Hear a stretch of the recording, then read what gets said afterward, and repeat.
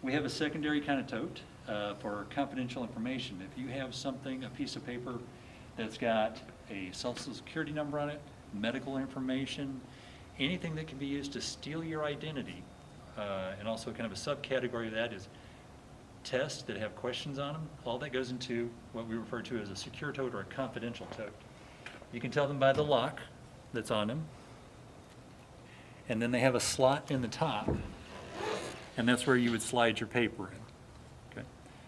These usually stay in a very secure location in the back of an office. When these containers come back here, they're dumped into a separate Gaylord, and that Gaylord actually goes into a locked cage that we have here in the recycling warehouse. We keep our warehouse locked at night. We even shut the power off to the door in order to keep this information secure.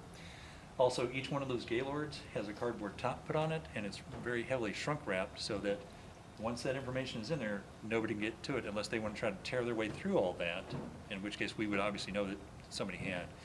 They're taken to our recycler, and they'll keep them on a locked trailer. When that trailer gets full, that'll go straight to a paper mill. All that paper with all the information on it goes into a large vat with a solution on it that will actually take the ink off the paper.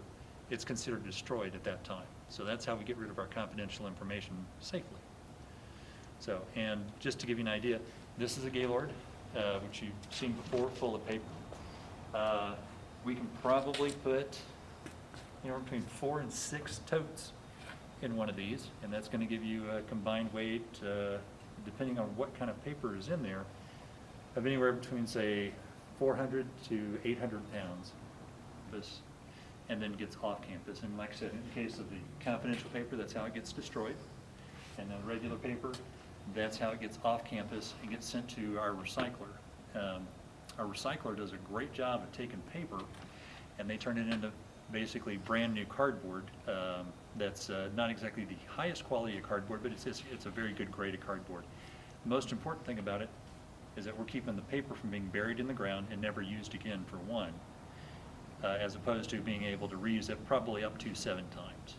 So that's one of the things that we really like folks to know about, is that we want this paper to work for us, and we don't want to just use it once and then waste it.